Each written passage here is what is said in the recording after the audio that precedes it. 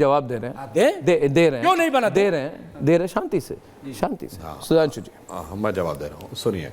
पहली बात, जो बहुत जोशो जुनून में बोल रहे हैं रिजवी साहब, आपको पता है कि राम मंदिर मामले और वक्फ बोर्ड क्या क्या कनेक्शन है? बताइए, अगर पता है। हम मत बोलिए, फैक्ट के साथ बोलिए, डेट के साथ। पता है, नहीं पता है तो मैं बता। पता क्यों नहीं है? यही मैं राजनीति बताना चाहता हूं। सुन्नी सेंट्रल वक्फ बोर्ड राम मंदिर मामले में पक्ष ही नहीं था, वो दिसंबर 1961 में बना है। 1961 से पहले सारा मुकदमा केवल हिंदू पक्षों के बीच में था। 22-23 दिसंबर 1949 की रात को मूर्ति प्रकट होने के बाद 12 साल का टर्म होता है कि आप टाइटल सूट, आपका क्लेम खत्म हो जाएगा। जब 12 शांति 1 वर्सेस 4 चल रहा है। 61 में सुन्नी सेंट्रल वक्फ बोर्ड इसमें बना, पार्टी क्यों बना? ये लेफ्टिस्टों सेकुलरिस्टों ने समझाया कि तुम लड़ो।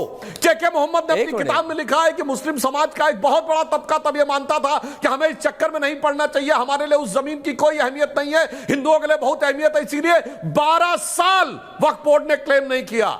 तब आ गए क्लेम करने के लिए।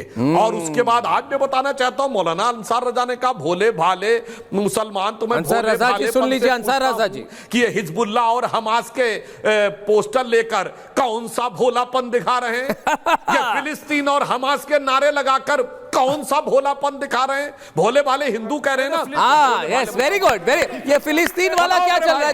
रजा साहब जवाब देंगे, रजा साहब जवाब दें। 4 नहीं बोल सकते एक बार, रजा साहब जवाब देंगे। आप इंटरप्ट ना करें ना। सुधांशु त्रिवेदी को रजा साहब जवाब देंगे। रजा साहब, अरे भाई आप रजा साहब, आपसे सीनियर है, उनकी बात सुनिए। बहुत देर आप चिल्ला चुके इधर उधर, पूरी बात सुनिए। एक मिनट, पूरी बात सुनिए। बुरहानपुर का विधानसभा का चुनाव 2023 का मध्य प्रदेश में हमास के समर्थन में नारे लगाए किसने?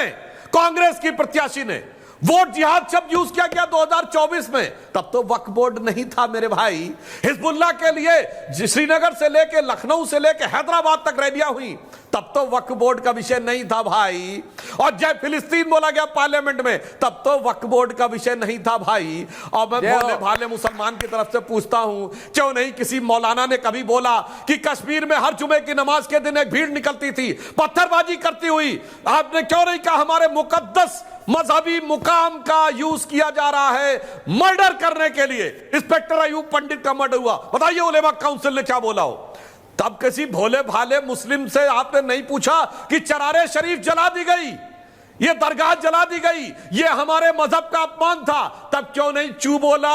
अब किसी भोले भाले मुसलमान को क्यों नहीं बताया कि सबसे मुकद्दस मस्जिद मुसलमानों की हिंदुस्तान में है तो हजरत बल है, जहां मोहम्मद साहब का मुंह मुकद्दस रखा है, उस पे आतंकवादियों ने कब्जा कर लिया मेरे भाई। तब भी कोई नहीं बोला कि हमारे मुकद्दस मुकाम के साथ क्या हो रहा है। ये भोला समझ रखा है, क्या समझ रखा है? ये भोले भाले हिंदू की बात नहीं है, भोले भाले मुसलमानों के ऊपर नहीं, खुद बोलिए, खुद सुनिए। नहीं, रजा साहब कुछ तो बोले करने वालों का, देखिए, वरना मैंने आधा दर्जन उदाहरण गिनाए। एक मिनट, अभी मौका है रशीद शरीफ साहब का।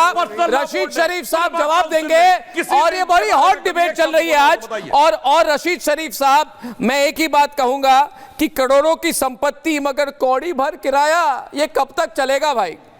करोड़ों की संपत्ति, लाखों करोड़ों की संपत्ति मगर कौड़ी भर किराया, कहते किराया है ही नहीं, किराया है ही नहीं। सबसे चौंकाने वाली बात है कि वक्फ की 5% प्रॉपर्टी लोगों ने बेच दी, फिर भी कुछ नहीं कहा। शरीफ साहब देखिए जी, शरीफ साहब आप बोलिए जी, बोलिए।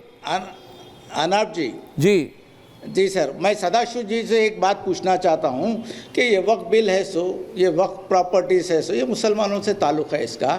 मैं सदाशिव जी से पूछना चाहता हूं, क्या कर रहे हैं तुम? पूछता है भारत पंडितों को क्यों नहीं लाए कश्मीर से? पूछता है भारत तुमसे क्यों नहीं लाए 11 साल में कश्मीरी पंडितों को क्यों नहीं लाए? मुद्दे पर रहिए शरीफ साहब, मुद्दे पर रहिए, ये बिल पास हुआ, मुद्दे पर रहिए, एक्टिव हो गए तुम लोग, मुद्दे पर रहिए। नहीं, मैं ये बता रहा हूँ अर्नब जी, जब से ये बिल पास हुआ बीजेपी आरएसएस पूरे एक्टिव क्यों हो गए?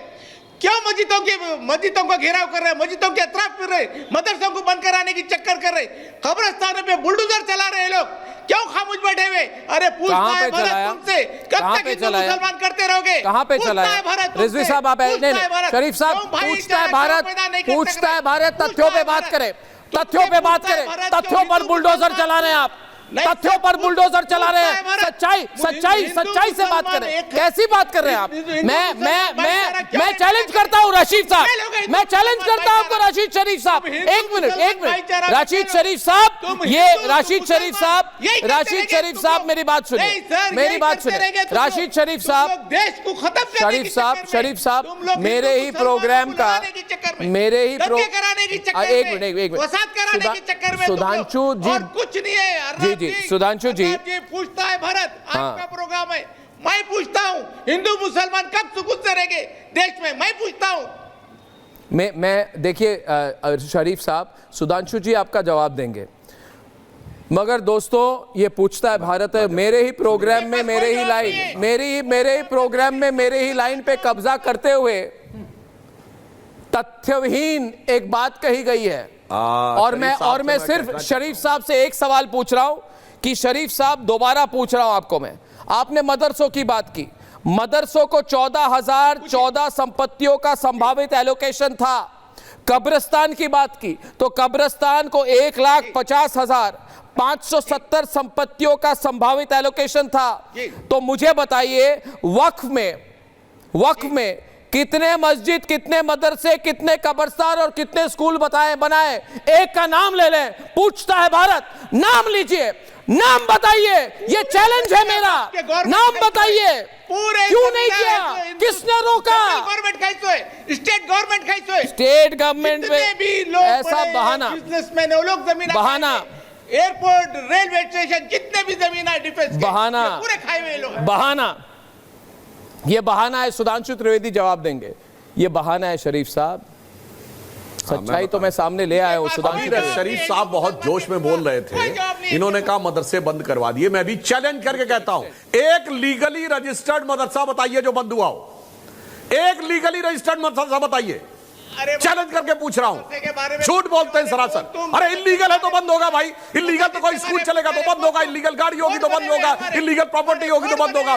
लीगली रजिस्टर्ड मदरसा बताइए जो बंद हुआ हो। ये मैं हमारी कोशिश है, फिर चिल्लाने लगे, फिर चिल्लाने लगे इसकी हमारे मदरसों की मस्जिदों की। अरे लीगली रजिस्टर्ड दिखाइए ना, क्या लीगली रजिस्टर्ड था और बंद कर दिया गया?